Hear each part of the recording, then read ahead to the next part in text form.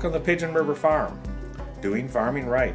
I'm Robert Brown, the owner of Pigeon River Farm. Thank you for viewing.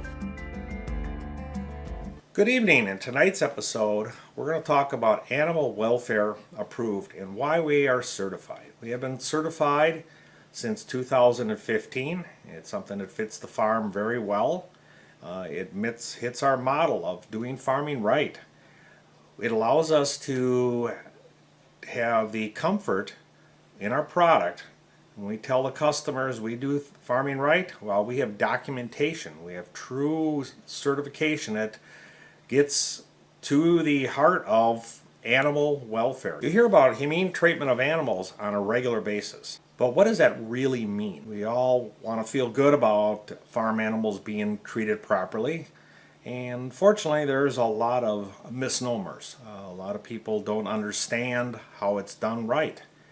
And A Greener World is the parent organization that does the certification under the Animal Welfare Approved brand.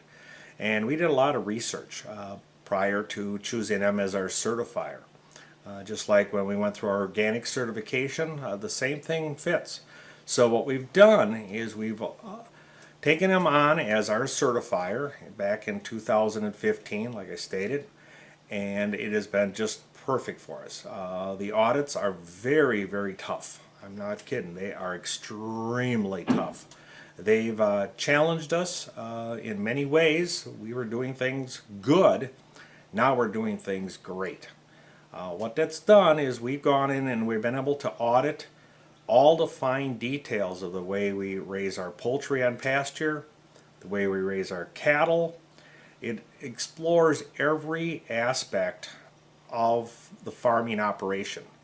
The audit is so thorough.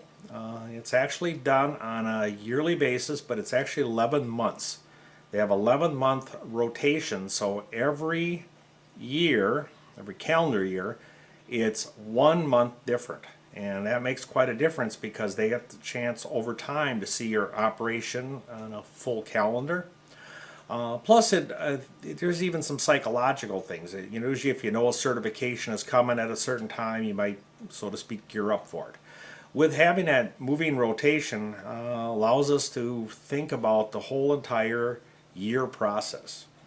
So you're probably wondering what the certification actually does. Well, from the consumer end of it, it gives them the trust in a product. You're not going to make it through this certification unless you're running at 100%. The audit is I think it was 34 pages that we had of documentation. And each one of them is a action area, something we have to be concerned with. So the consumer can be assured that our eggs, back to the chicken, back to the baby chick, are raised properly. Same thing with our cattle.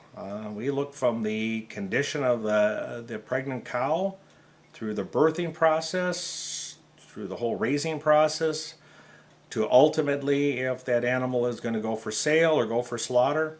It's critical. And then our slaughter facility that we utilize is AWA certified also. So there's a humane treatment of animals at that level too. So we'll go into that more depth farther down in the discussion. But for right now, we want to talk about the consumer. So the consumer knows that we have the animal welfare approved, what that certification's about, that we're doing everything correctly, and that the animals are most important. They're the central focus of the farm, and they're the central focus of the animal welfare approved system. When the audit's here, the audit's not about us at all. It's about the care of the animals. Are the animals safe in all facets? Is there any hardship the animal must endure? We try to address all of that well before the audit. And then through the audit, they send in a top-notch inspector. The inspector has got extensive background. We've been through the organic certifications for many, many times, and they're very robust also. I'm not going to make light of that. They're very involved.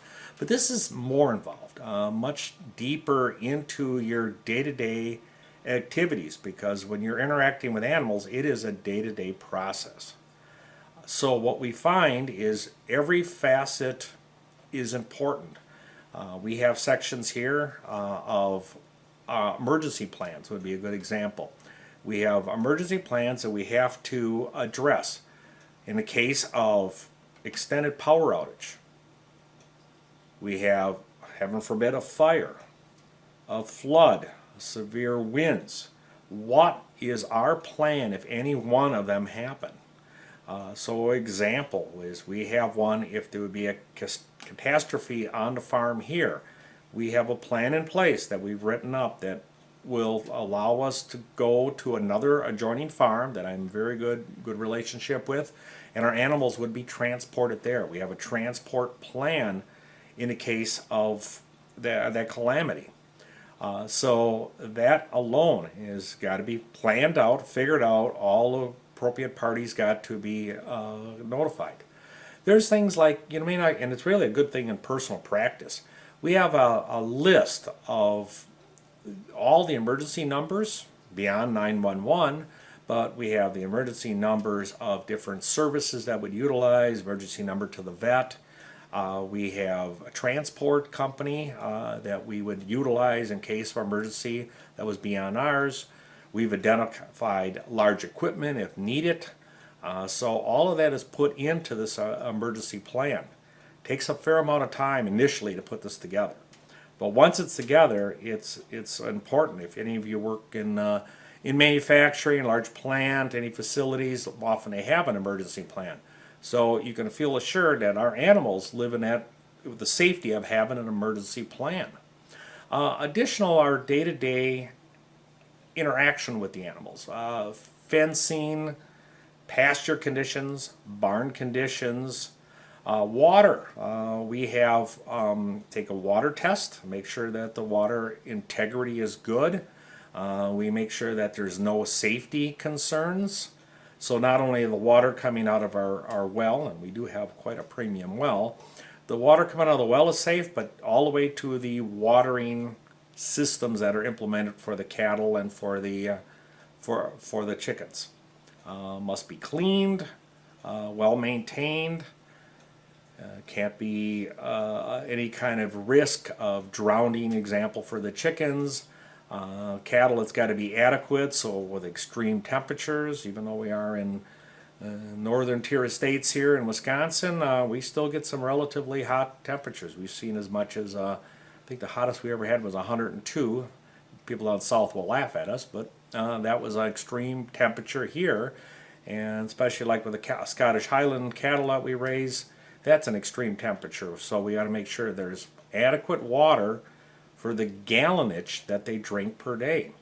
On a normal day, they'll drink upwards of 20 gallons of water per head. Under extreme conditions, it can be much greater than that. So again, quantity of water. That's something that was discovered as we went through the whole process of the certification. Additionally, for the poultry, we've got to have provisions for predators.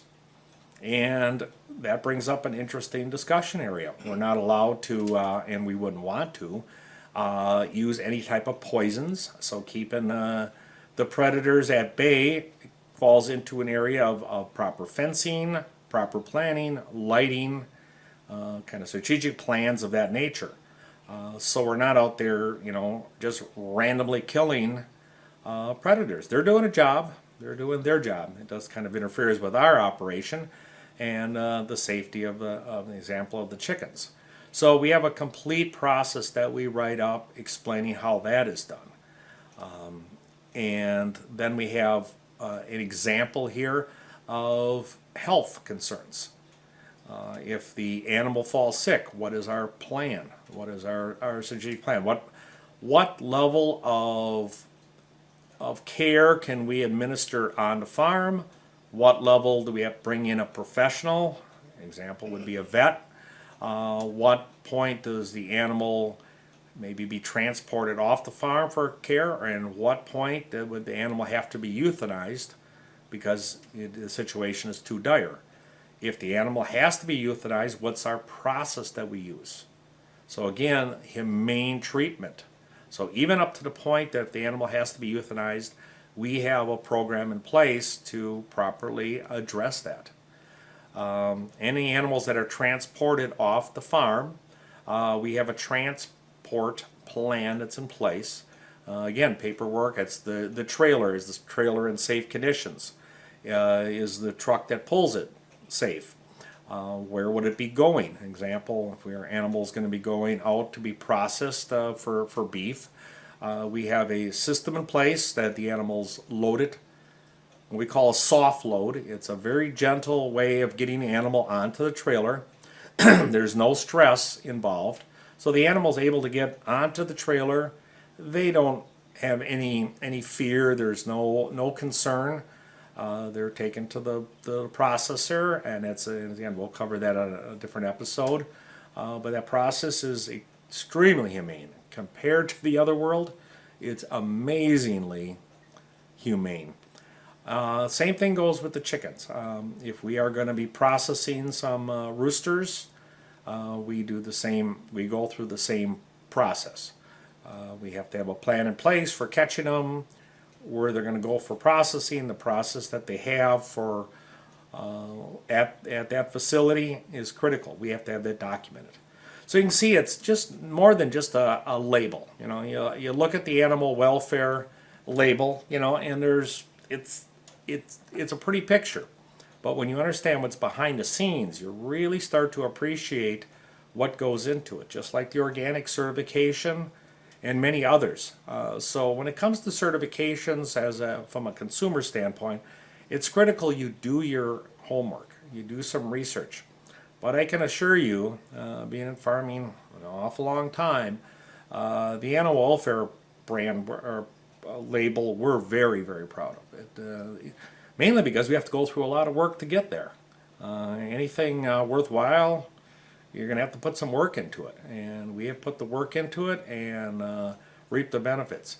So if you're a farmer and you're thinking about it, I'd highly recommend it. It's recognized by the consumers, by the whole food industry, and respectively, it's something that is of great value and highly recognized among my peers, other farms that I know that are AWA certified. Additionally, they're proud of what they've done. So with that said, I thank you and have a wonderful evening. Good evening.